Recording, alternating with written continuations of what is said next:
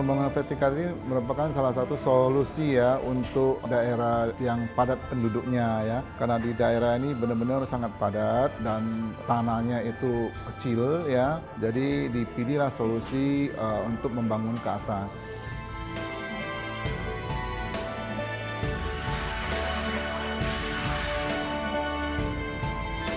Dan masyarakat yang sebelumnya tinggal secara parsial per masing-masing unit hunian, nanti mereka akan mulai belajar juga untuk hidup secara komunal atau bersama. Jadi kayak apartemen tapi apartemen mini deh.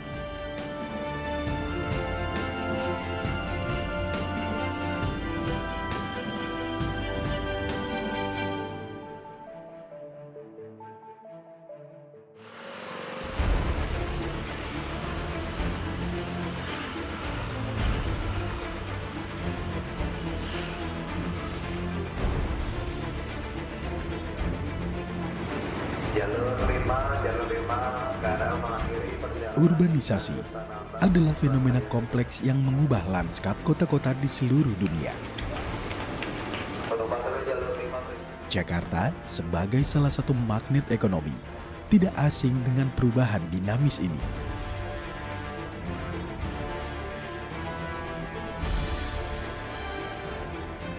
Masuknya pendatang secara cepat ke Jakarta memperburuk masalah-masalah kritis yang sudah ada di kota ini.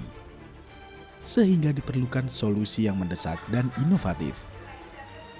Jadi mereka yang berurbanisasi ke Jakarta ini kan rata-rata dari golongan masyarakat berpenghasilan rendah. Makanya mereka pasti akan menyasar daerah-daerah yang dalam tanda kutip itu mempunyai harga sewa atau nilai sewa itu yang memang murah.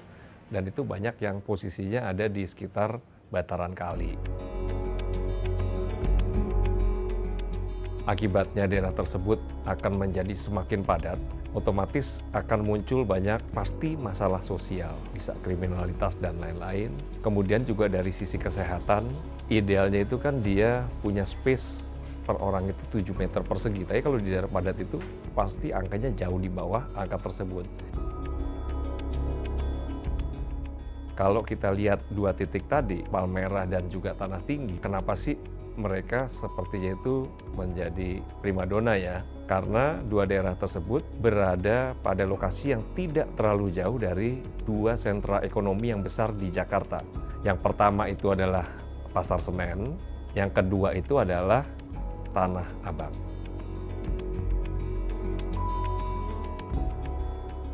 Jadi kalau untuk Tanah Tinggi, dia ini memang lumayan padat. Dia punya tingkat kepadatan itu sampai di 752 jiwa per hektar.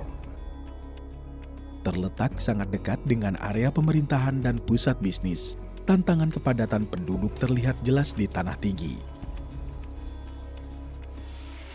Dari toilet umum yang digunakan bersama, hingga ruang tinggal yang sempit. Assalamualaikum. Menunjukkan tingginya kepadatan penduduk di daerah ini. Tingkat kependudukan kepadatan terjadi kalau di RW 012 itu di RT 8, 6, 7, 8, dan 9, 4 RT. Barusan kita melewati rumah yang artinya sangat tidak layak, baik dari segi pencahayaan, kesehatan, maupun tidak ada sirkulasi udara. Bahkan fasilitas tempat mandi cuci kakus pun juga tidak ada. Dan ini satu rumah ukuran 2x3, yang dihuni bisa 6, 7. Ya, Assalamualaikum. Ini atas nama kepala keluarganya siapa? Pak Mulyadi. Pak Mulyadi. Berapa orang sini yang tinggal? 3. 3. Untuk fasilitas WC-nya ada nggak? Nggak ada. Nggak ada. Masak, cuci, di mana yang mempergunakan? Di dalam, kecil, Ya. dari terbatas. Nah, terus bagaimana dengan tetangga-tetangga yang lain artinya? Jadi ya inilah kalau kita pakai pinjam istilahnya tidur sip-sipan. Karena layak tempat huni ini 2x3 tidak memadai. Artinya ya inilah pakai istilah tidur sip-sipan. Malam orang tua dengan anak atau cucunya. Sementara anaknya ya sementara masih bisa kita fasilitasi dan berkumpul di balai warga.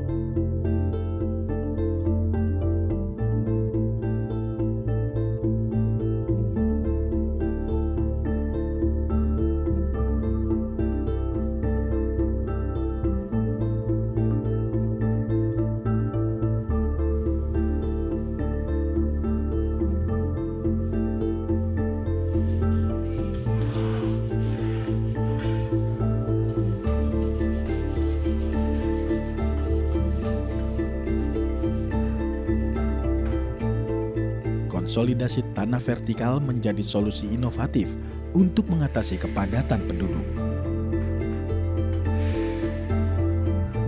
Program Bebenah Kampung DKI Jakarta yang diprakarsai oleh Yayasan Buddha Seci berkolaborasi dengan Pemprov DKI Jakarta ini menjadi contoh pertama penerapan konsep konsolidasi tanah vertikal di Indonesia.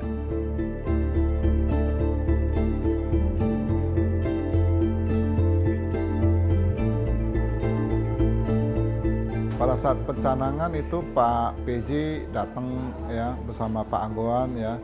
Kan Pak Aguan kan berpengalaman dalam bidang properti ya. Begitu dia melihat, waduh ini kalau dibangun ulang sesuai dengan kondisi yang ada sekarang, di mana 4 meter kita juga bangun buat mereka juga 4 meter tidak memecahkan masalah. Jadi solusinya bukan itu, supaya bisa setiap warga mendapatkan ventilasi yang baik, terus sehat keluarganya, sehat lingkungannya ya, dan itulah akhirnya dicetuskan untuk membangun ke atas sehingga orang yang rumahnya hanya 4 meter bisa mendapatkan setidaknya 18 meter per kakak.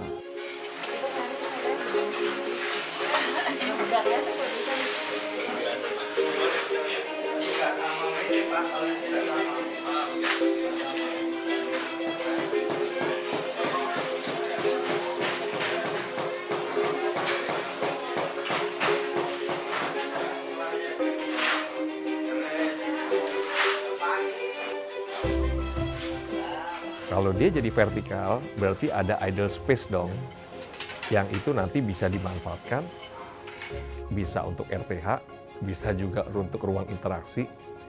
Jadi publik bisa punya space untuk mereka, untuk ngobrol, untuk main, atau untuk diskusi secara bersama. Dan ini pastinya lebih sehat, Mbak, karena dengan adanya idle space tersebut, memungkinkan cahaya untuk masuk. Jadi kalau sinar matahari masuk kan pasti lebih sehat ya untuk rumah atau hunian. Kedua, flow daripada udara ini pasti lebih baik. Jadi kita sangat berharap bahwa dengan adanya flow daripada udara maupun cahaya yang lebih baik, maka kualitas kesehatan di masyarakat akan meningkat.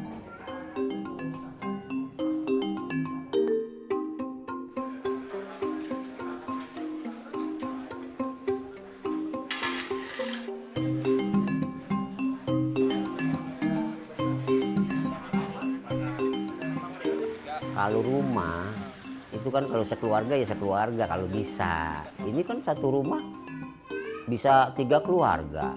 Nah 1 keluarga bisa 3. Contohnya saya nih. Kayak saya 3 keluarga, kan berarti 9 orang. WC-nya 1, tempat cuci juga kan ala kadarnya. Bahkan kalau dulu pernah buang air besar itu ke kali. Istilahnya WC cemplung. Nah ini lantai 4 ada wastafel. Sebenarnya semua lantai dari lantai 2 sampai 4 sama. Ada 3 lantai. Ini wastafelnya, ada kamar mandi, dan ini ada ruang mungkin jemur buat santai lah. Jadi di tiap lantai ada berapa kamar, Pak? Ada 3 kamar. Cuman setiap kamar itu ya 1 tempat tidur, wastafel, komplit lah semuanya. Cukup untuk 1 keluarga cukup. Sebenarnya agak besaran, tapi di sini emang anak saya pengennya di lantai 4. Sebab katanya enak, ademnya itu yang dicari anak saya. Nggak apa-apa lah.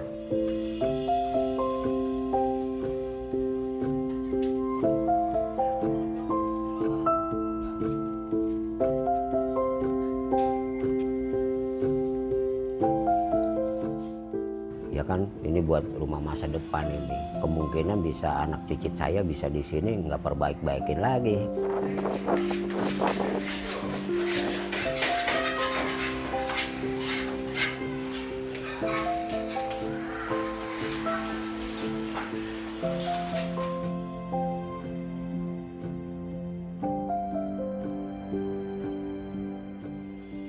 Seiring perubahan fisik yang signifikan dalam konsep konsolidasi tanah vertikal, aspek kepemilikan tanah juga disesuaikan untuk mengakomodir setiap pihak.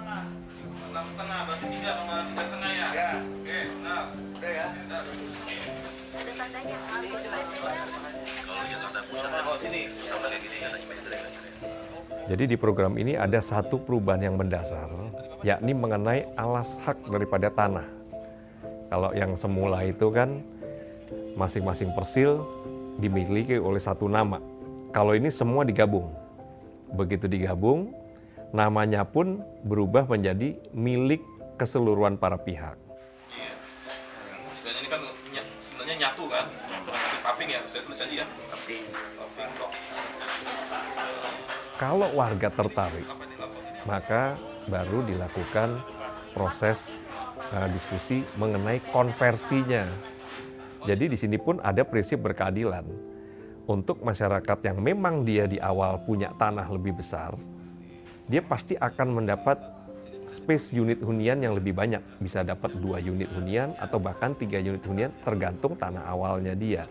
Nah, proses pembangunan ini juga kita paralelkan dengan proses perizinan. Ini bahwa bidang yang dikuasai saat ini seluas 90 meter. Ini pertanyakan ke teman-teman lurah ya? Bukan ya? Nggak berhenti di perizinan karena ini sifatnya bersama, ada proses pertelaan. Ada lagi proses kaitan dengan untuk BPHTB dan lain-lain. Ini semua kita tuntaskan secara paralel dengan proses pembangunan, termasuk juga PBG dan SLF-nya. Jadi nanti pada saat peresmian, ini agak berbeda dengan yang lain. Kalau yang lain yang kita resmikan sebetulnya fisik gedungnya. Tapi yang menarik di sini adalah ada fisik gedung yang baru, tapi ada satu konsep alas hak kepemilikan ini yang berbeda.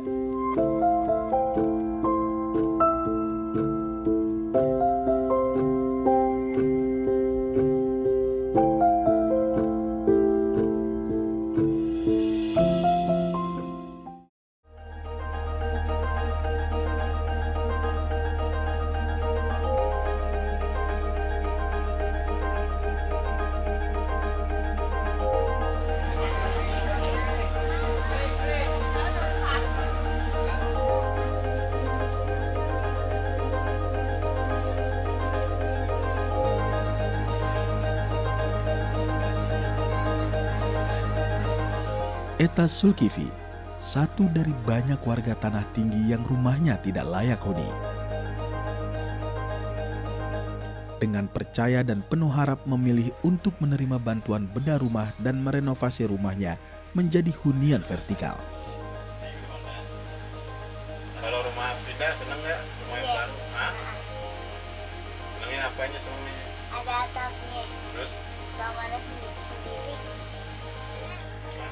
Dulu rumah saya masuk hormat, keluar hormat. Nggak bisa nonggak palanya. Nunduk. Rumahnya pendek soalnya. Udah kayak gubuk lah istilahnya. Kalau nggak salah, rumah saya itu 7 kali 3 kalau nggak salah. Di loteng kan, jadinya bisa 2 keluarga, 3 keluarga. Di bawah 1, di atas 2. Kamar mandinya nggak ada. Dapurnya kadang-kadang di luar aja, di dekat jalanan. Ya kamar mandi ke MCK, di dekat pos itu MCK. Ventilasi udaranya kurang baik, soalnya nggak ada udaranya, nggak ada tempat-tempat tombak anginnya, nggak ada. Semuanya nggak ada semua.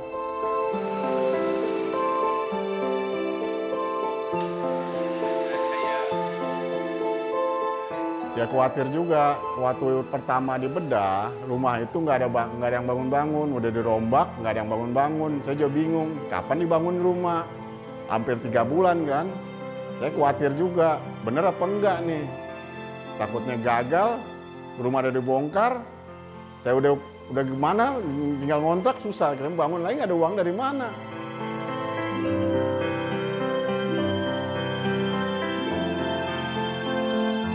Nah itu alhamdulillah saya lihat ada hasilnya. Sudah 4 bulan itu ada hasilnya.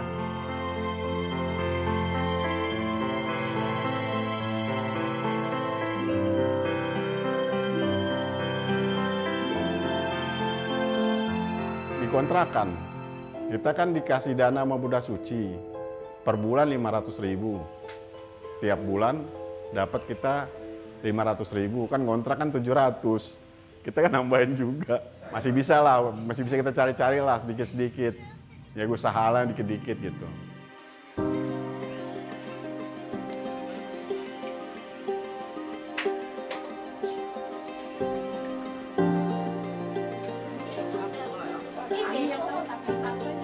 Tidak hanya sekedar berkolaborasi dalam pendanaan, Yayasan Buddha Seci memberikan pendampingan kepada masyarakat bahkan setelah pembangunan berakhir.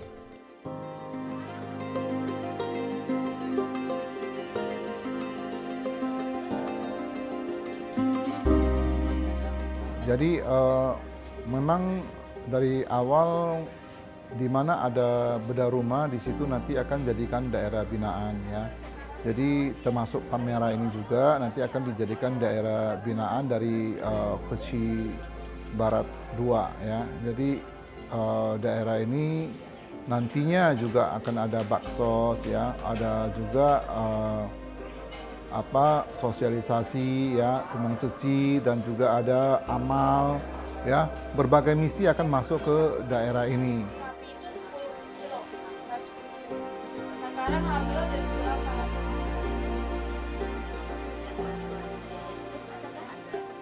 Relawan Ceci sudah mulai menyasar ke warga sekitar yang memerlukan bantuan ya, bayi yang hidrosefalus ya, bayi Erni yang kekurangan gizi dan lain sebagainya. Jadi saya rasa bagus sih buat warga sini, buat satu ada koneksi lah dengan relawan gitu ya. Jadi relawan itu walaupun rumah ini nantinya sudah selesai dibangun, tetap tidak akan lepas tangan ya. Maksudnya mereka tetap akan mendampingi relawan lokal di sini ya, ataupun warga yang ada di sini, dan mereka akan mendampingi sampai mereka bisa berdikari gitu.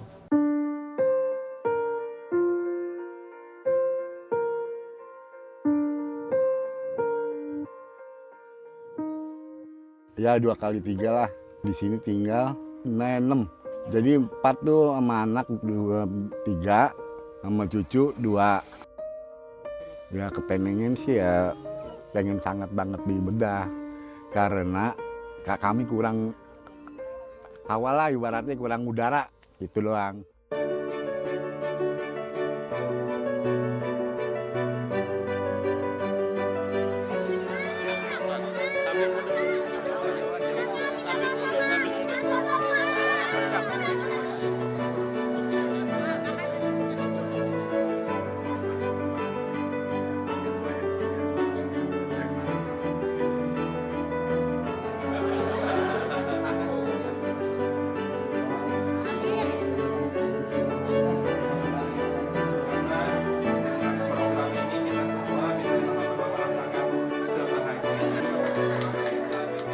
Saya rasa kita kan harus mesti ngajak sesama yang lain, bergotong royong, kita ajak teman-teman semua pengusaha yang mampu, segera kita bisa ikuti barisan kita untuk membantu lebih banyak lagi. Pertama, saya ucapkan terima kasih kepada Seci yang telah berpartisipasi memberikan perhatian kepada masyarakat tidak mampu, yaitu berupa merevitalisasi bangunan warga, dan sangat bermanfaat bagi warga. Sekali lagi terima kasih. Ya, itu ada sebelum dibedah dan setelah dibedah. Senang nggak?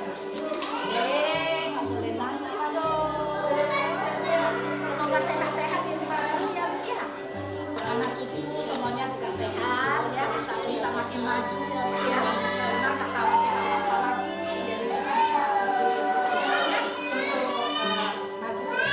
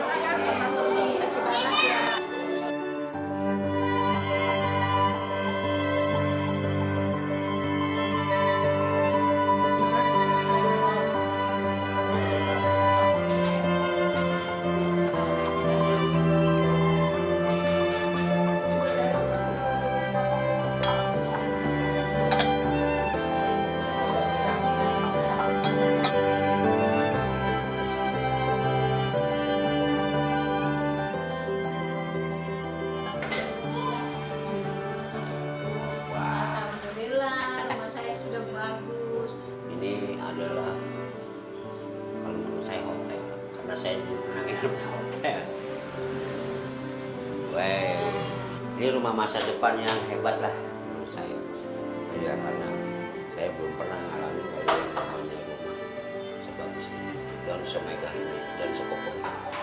Terima kasih sekali lagi kepada Bunda Suci, kerjasama dengan Pemprov, Pertanahan, dan Perumahan.